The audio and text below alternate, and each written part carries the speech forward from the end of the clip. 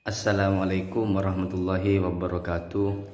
Saya akan mempresentasikan tugas kriminologi yang berkelompok dengan saudara Rizky Nur Alvin dengan NIM 2020 10 11 03 11 572 dan dengan saya sendiri yaitu Ubaidillah Anwar dengan NIM 2020 10 11 0311 432. Saya akan menjelaskan apa itu kriminologi dan kejahatan. Nama kriminologi ditemukan oleh P.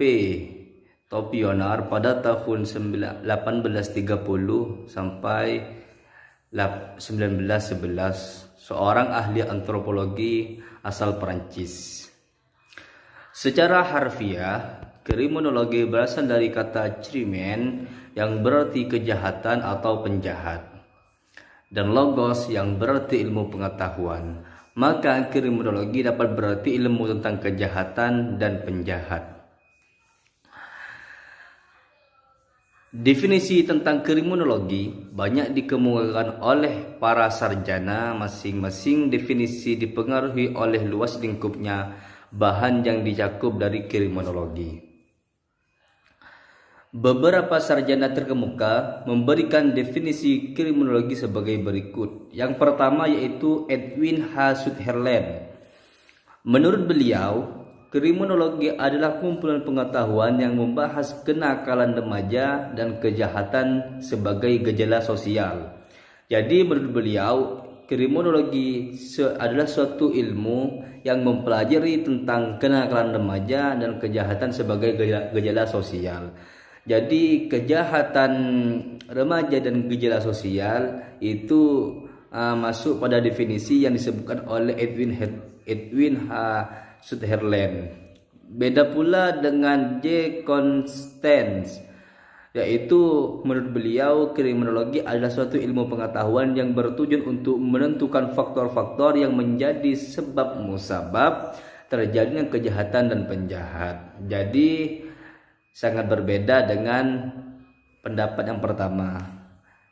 Menurut pendapat yang kedua, kriminologi sendiri yaitu ilmu pengetahuan yang bertujuan untuk menentukan faktor-faktor dan sebab musabab terjadinya kejahatan dan penjahat. Jadi kalau Edwin H. Sutherland membahas kenakalan remaja dan kejahatan sebagai gejala sosial, beda pula dengan J. Constance yang mana menurut beliau menentukan faktor-faktor yang menjadi sebab musabab terjadinya kejahatan. Jadi menurut J. Constance yaitu mempelajari tentang sebab musabab terjadinya kejahatan dan penjahat. Yang ketiga yaitu menurut W. Emne Noeh. Kriminologi adalah ilmu pengetahuan yang menyelidiki gejala-gejala kejahatan dan tingkah laku yang tidak senonoh atau tidak wajar, sebab musabab serta akibat-akibatnya. Kalau menurut Edwin H. Sutherland, kriminologi membahas tentang kenakalan remaja dan gejala sebagai gejala sosial, dan menurut J. Constance, kriminologi untuk menentukan faktor-faktor yang menjadi musabab terjadinya kejahatan dan penjahat. Beda pula dengan W.M. Nenue. Apa kata beliau? Kata beliau yaitu ilmu yang menyelidiki gejala-gejala kejahatan dan tingkah laku yang tidak senonoh. Jadi menyelidiki tingkah-tingkah yang tidak senonoh atau tidak wajar dan sebab musababnya serta akibat-akibatnya. Yang keempat yaitu menurut Bonger. Menurut Bonger sendiri, pendapatnya yaitu kriminologi ialah suatu ilmu yang mempelajari gejala kejahatan seluas-luasnya. Jadi dari ketiga pendapat tersebut sudah mencakupi dari pendapatnya Bonger yang terakhir yaitu mempelajari gejala kejahatan dan seluas-luasnya. Jadi ketiga pendapat tersebut sudah mencakupi dari satu apa yang didefinisikan oleh Bonger. Manfaat dipelajarinya kriminologi ialah kriminologi memberikan sumbangannya dalam penyusun perundang-undangan baru, proses kriminalisasi, menjelaskan sebab-sebab terjadinya kejahatan, etiologi kriminal yang pada akhirnya menciptakan upaya-upaya pencegahan terjadinya kejahatan. Jadi manfaat dipelajarinya kriminologi yaitu sangat banyak. Di antaranya apa? Yaitu bisa mengetahui sebab-musababnya kejahatan, yang mana jika sudah mengetahui sebab-musababnya kejahatan tersebut, perundang-undangan yang akan dikeluarkan itu bisa kita lebih dulu sebelum menghasilkan atau mengesahkan perundang-undangan untuk kejahatan, kita bisa mempelajari dari kriminologi tersebut. Sedangkan kejahatan yaitu kejahatan adalah pelanggaran hukum yang ditafsirkan atau patut ditafsirkan sebagai perbuatan yang sangat merugikan, menjengkelkan, dan tidak boleh dibiarkan atau harus ditolak. Jadi kejahatan tersebut pelanggaran hukum yang ditafsirkan atau patut ditafsirkan sebagai perbuatan yang sangat merugikan. Jadi selama hal tersebut dapat merugikan atau tidak mengindahkan, istilahnya menyakiti antara satu sama lain, itu masuk dalam kategori kejahatan yang mana hal tersebut tidak boleh dibiarkan atau harus ditolak dalam kategori universal keseluruhan. Assalamualaikum warahmatullahi wabarakatuh. Saya Rizky Nur Alvin, NIM 572 dari kelas I. Di sini saya akan menjelaskan tentang tinjauan kejahatan dan kriminologi. Pertama saya akan menjelaskan tentang kejahatan. Masalah kejahatan dalam masyarakat akhir-akhir ini merupakan fenomena yang selalu menjadi topik pembicaraan karena senantiasa melingkupi kehidupan masyarakat. Tidak dapat dipungkiri bahwa kejahatan pasti terjadi di mana terdapat manusia-manusia yang mempunyai kepentingan berbeda-beda. Kejahatan merupakan delik hukum, yakni peristiwa-peristiwa yang berlawanan atau bertentangan dengan asas-asas hukum yang hidup di dalam keyakinan manusia dan terlepas dari Undang-Undang GW Bawengan pada tahun 1974 nomor 22. Kemudian Departemen Pendidikan Nasional pada tahun 2008 nomor 557 memberikan bahasa pengertian kejahatan sebagai perbuatan yang jahat yang melanggar hukum, perilaku yang bertentangan dengan nilai dan norma yang telah disahkan oleh hukum tertulis. Dilihat dari segi hukum, kejahatan dapat didefinisikan sebagai perbuatan manusia yang melanggar atau bertentangan dengan apa yang ditentukan dalam kaidah hukum. Tegasnya, perbuatan yang melanggar larangan yang ditetapkan dalam kaidah hukum dan tidak memenuhi atau melawan perintah-perintah yang telah ditetapkan dalam kaidah hukum yang berlaku dalam masyarakat. Selain itu, beberapa ahli juga memberikan definisi tentang kejahatan. Antara lain adalah Boger pada tahun 1982 nomor 21 sampai 24. Dalam bukunya Pengantar tentang Kriminologi mendefinisikan kejahatan dirasakannya sebagai perbuatan immoral dan antisosial yang tidak dikehendaki oleh kelompok pergaulan yang bersangkutan dan secara sadar ditentang oleh pemerintah atau negara dengan pemberian penderitaan yang berupa hukuman atau tindakan. Berdasarkan beberapa definisi tentang kejahatan seperti yang saya jelaskan tadi, pada intinya sama menyebutkan bahwa kejahatan adalah suatu perbuatan yang melanggar peraturan hukum yang berlaku di mana masyarakat itu tinggal serta merugikan masyarakat lainnya. Kejahatan termasuk dalam semua jenis pelanggaran publik atau pelanggaran yang dilakukan tersebut membawa konsekuensi berupa sanksi, hukuman, atau tindakan dari aparat yang berwenang. Ditambah pula bahwa jarang suatu kejahatan diakibatkan oleh situasi ekonomi yang tidak menentu.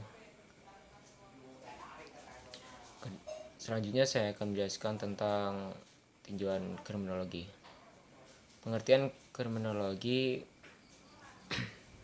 berasal dari bahasa Latin yang terdiri atas dua suku kata, yakni crimen. Dalam bahasa Indonesia berarti kejahatan, dan logos berarti ilmu pengetahuan. Atas dasar itu, secara sederhana dapat dikatakan kriminologi adalah ilmu pengetahuan tentang kejahatan atau ilmu tentang kejahatan. Penamaan kriminologi itu sendiri berasal dari seorang ahli antropologi Prancis bernama P. Topinard pada tahun 1830 sampai 1911, yang kemudian semakin menentukan bentuknya sebagai bidang pengetahuan ilmiah yang mempelajari kejahatan sejak pertengahan abad. Perkembangan kriminologi terjadi karena pengaruh yang pesat dari ilmu-ilmu pengetahuan alam, dan setelah itu kemudian tumbuh sebagai bidang pengetahuan ilmiah dengan pendekatan dan analis yang lebih bersifat sosiologis. Kalau dulu kriminologi dianggap sebagai suatu bagian dari hukum pidana. Perkembangan kriminologi di Indonesia menurut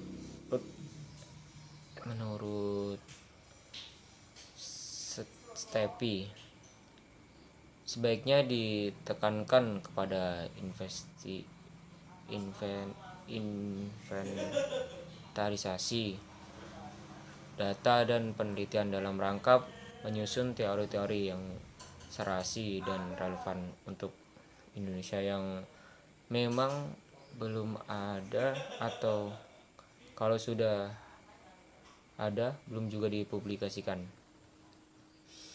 Di samping itu, dalam rangka perkembangan kriminologi di Indonesia, satu di antara kemungkinan lain adalah suatu kerjasama dengan ilmu-ilmu lainnya seperti hukum pidana, sosiologi, antropologi, psikologi, psikiatri, ilmu kedokteran, forensik, bahkan juga dengan hukum adat dan hukum perdata.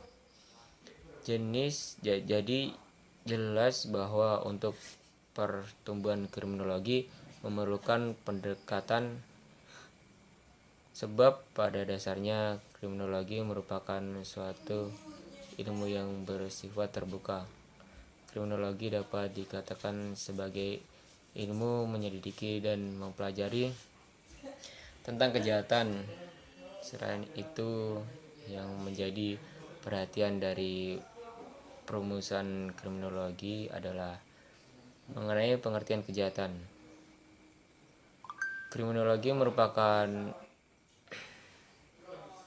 atau bertujuan mempelajari kejahatan secara lengkap. Karena kriminologi mempelajari kejahatan, maka sudah selayaknya mempelajari hak-hak yang berhubungan dengan kejahatan tersebut. Penjahat dan kejahatan tidak dapat dipisahkan, hanya dapat dibedakan. Kriminologi secara ilmiah dapat dibagi atas 3 bagian, antara lain yang pertama adalah ilmu pengetahuan mempelajari mengenai kejahatan sebagai masalah yuridis yang menjadi objek pembahasan ilmu hukum pidana dan acara hukum pidana. 2. Ilmu pengetahuan mempelajari mengenai kejahatan sebagai masalah antropologi yang menjadi inti pembahasan kriminologi dalam arti sempit, yaitu sosiologi dan biologi. Yang 3 adalah ilmu pengetahuan mempelajari mengenai kejahatan sebagai masalah teknik yang menjadi pembahasan kriminalistik seperti ilmu kedokteran forensik, ilmu alam forensik, dan ilmu kimia forensik.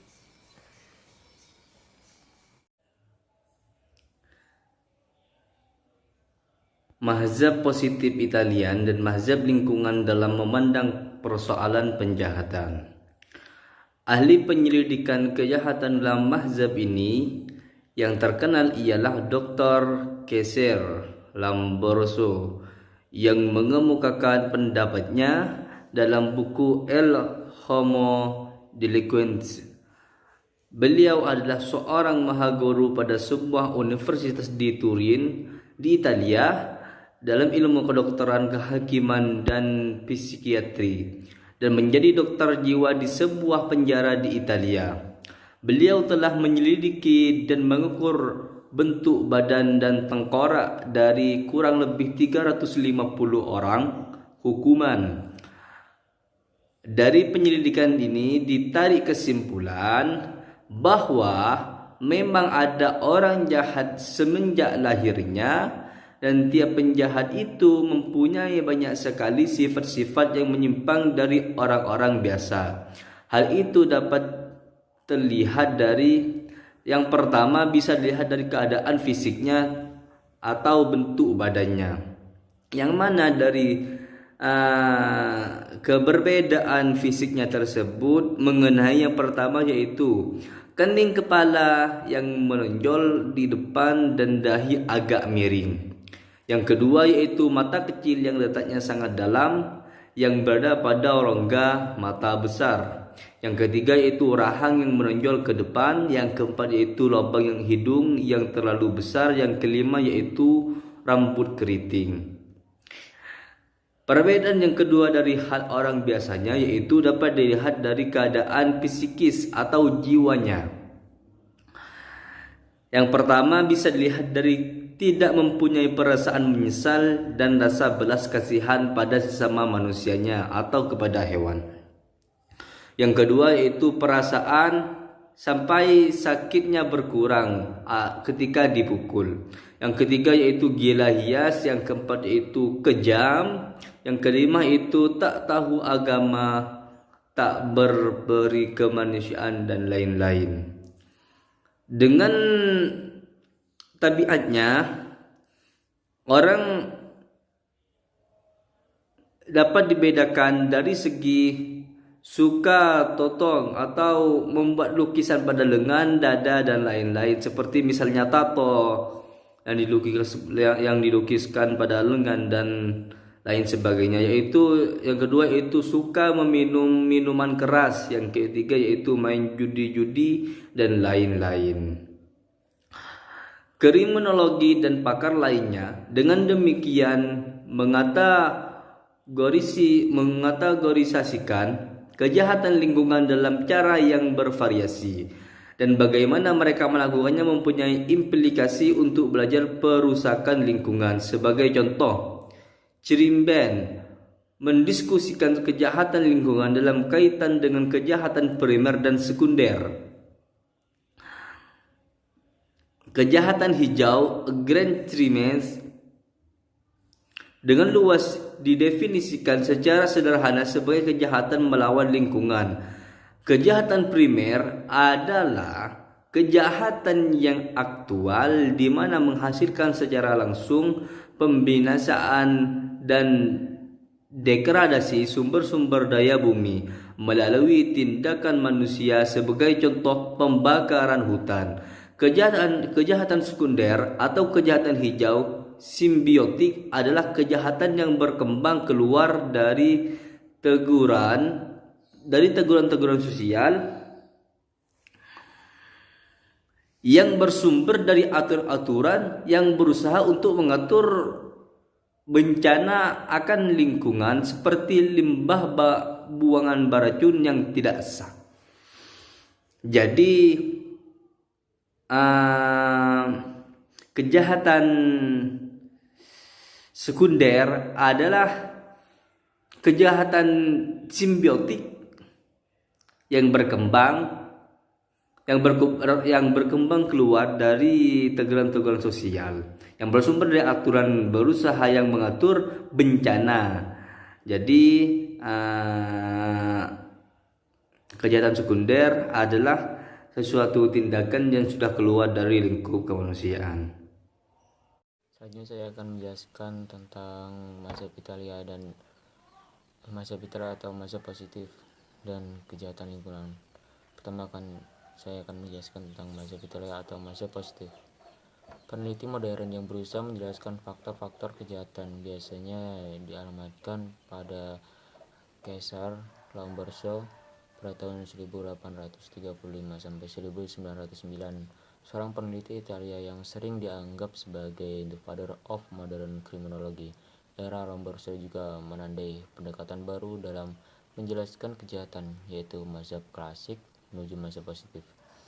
Perbedaan paling signifikan antara mazhab klasik dan mazhab positif adalah bahwa terakhir tadi mencari fakta-fakta empiris untuk mengonfirmasi gagasan bahwa kejahatan itu ditentukan oleh berbagai faktor. Para positivi pertama di abad 19 misalnya mencari faktor itu pada akal dan tubuh si penjahat. Teori Brown kriminal dari Kaisar Lombroso lahir dari ide yang diilhami oleh teori Darwin tentang evolusi manusia. Di sini Lombroso membantah tentang sifat free will yang dimiliki manusia. Doktrin antivisme menurutnya membuktikan adanya sifat hewani yang diturunkan oleh nenek moyang manusia. Gen ini dapat muncul sewaktu-waktu dari keturunan yang memunculkan sifat jahat pada manusia modern. Lombroso menggabungkan positivisme, evolusi dari Darwin, serta pioner-pioner dalam studi tentang hubungan kejahatan dalam tubuh manusia. Bersama-sama pengikutnya Enrico Ferri dan Raffaele Garofalo,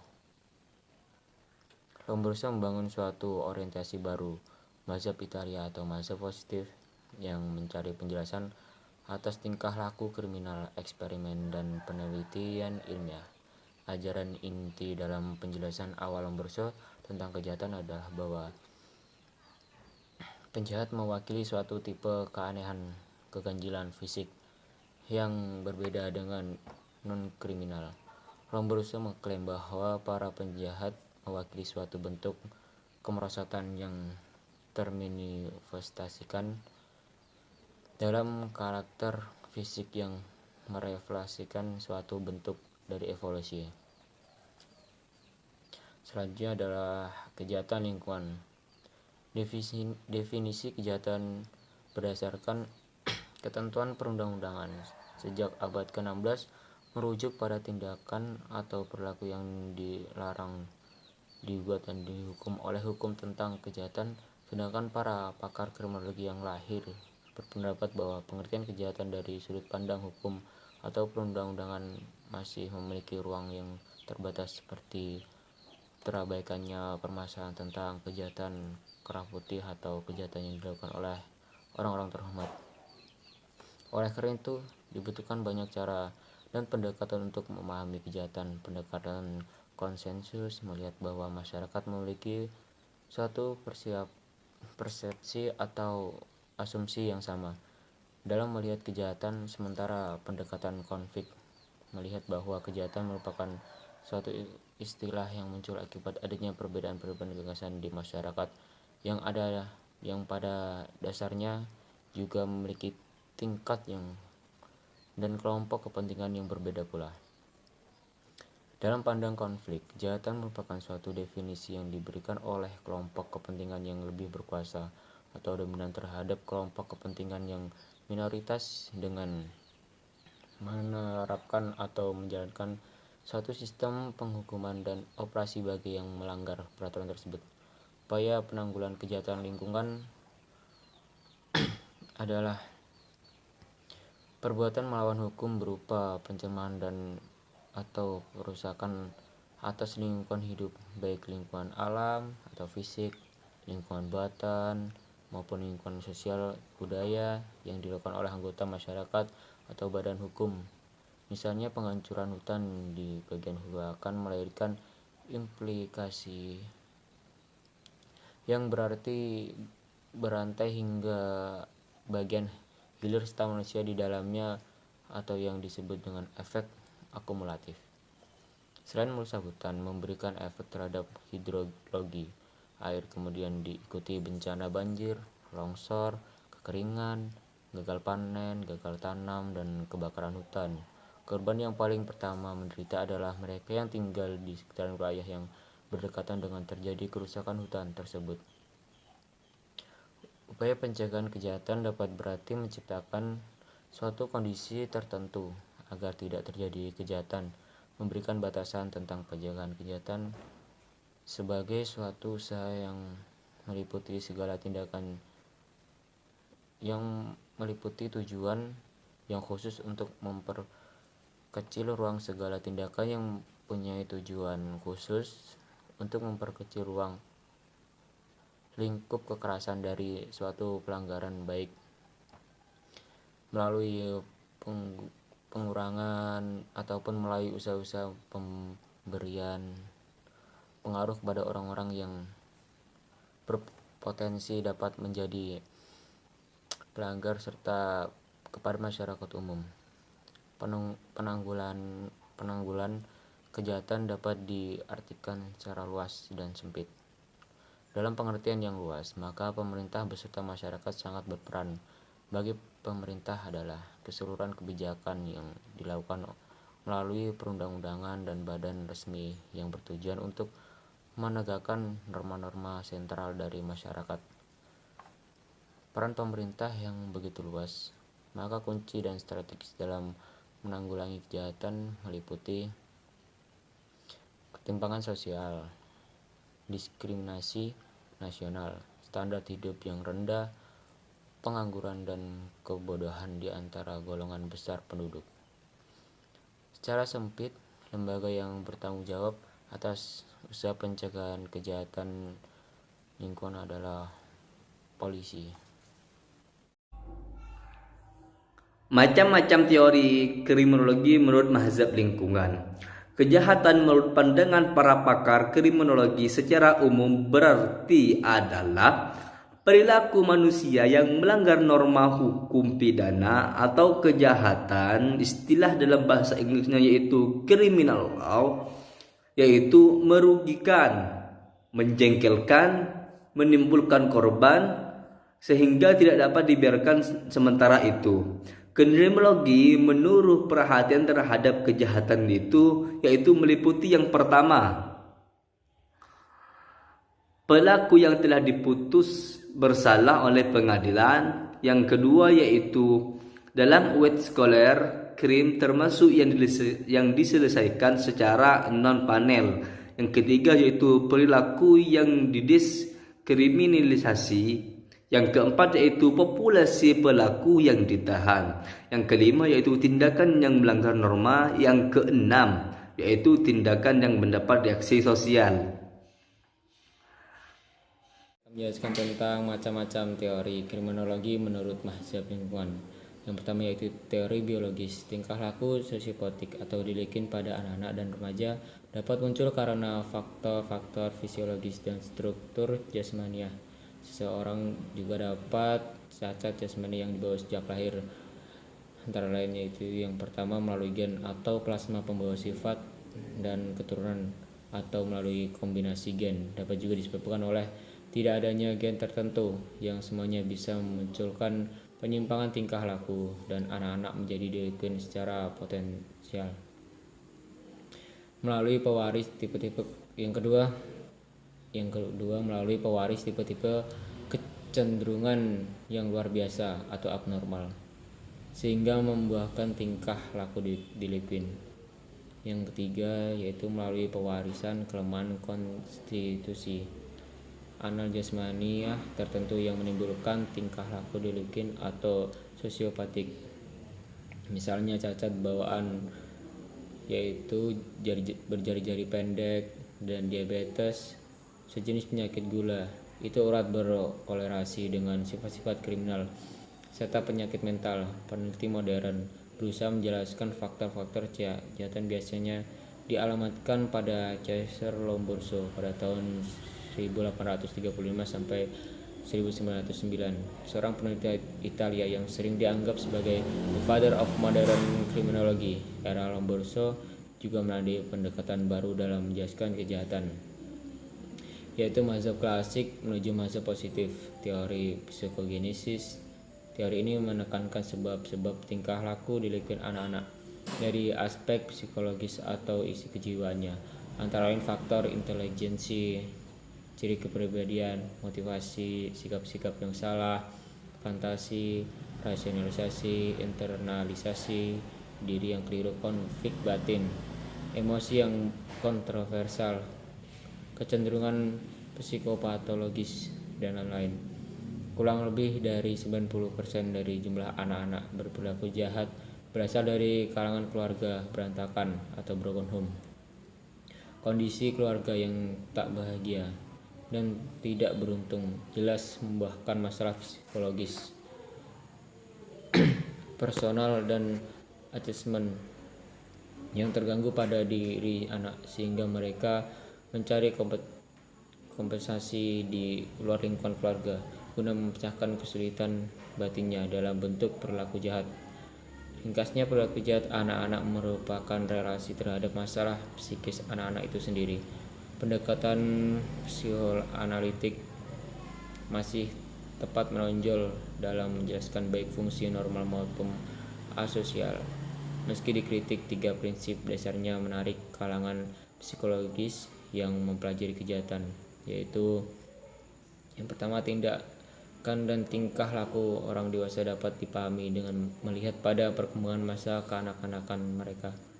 Yang kedua, tingkah laku dan motif-motif bahwa sadar adalah menjalin dan interaksi itu mesti diuraikan bila kita ingin mengerti kejahatan. Yang ketiga, yaitu kejahatan pada dasarnya merupakan representasi dari konflik psikologis. Yang selanjutnya yaitu teori sosiogenesis. Landasan berpikir teori ini menyatakan bahwa penyebab tingkah laku jahat pada anak-anak adalah murni sosiologis atau sosial psikologis sifatnya. Misalnya disebabkan oleh pengaruh struktur sosial yang deviatif, tekanan kelompok, peranan sosial, status sosial, atau internalisasi simbiosis yang keliru. Jadi sebab perilaku jahat itu tidak hanya terletak pada lingkungan familiar dan tetangga saja, akan tetapi terutama sekali disebabkan oleh konteks kulturalnya. Maka perilaku jahat anak-anak itu jelas dipupuk oleh lingkungan sekitar yang buruk dan jahat. Ditambah kondisi sekolah yang kurang menarik bagi anak-anak, bahkan ada kalanya justru merugikan perkembangan pribadi anak-anak. Karena itu, konsep kunci untuk dapat memahami sebab terjadinya kejahatan anak itu ialah pergaulan dengan anak-anak muda lainnya yang sudah berperilaku jahat. Yang ketiga yaitu teori subkultural. Delinkuensi menurut teori subkultural ini berperilaku jahat ialah sifat-sifat suatu struktur sosial dengan pola budaya atau subkultural yang khas dari lingkungan familia, tetangga, dan masyarakat yang dialami oleh para anak yang berperilaku jahat tersebut. Sifat-sifat masyarakat tersebut antara lain ialah: yang pertama, punya populasi yang padat.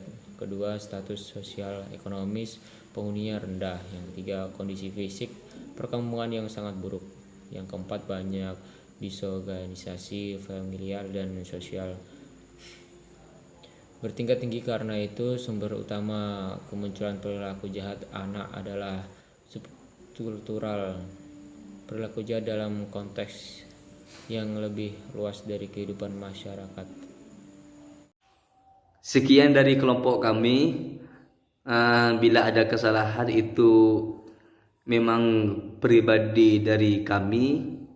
Jika ada kebenaran mungkin itu dari Allah Subhanahu wa taala. Assalamualaikum warahmatullahi wabarakatuh.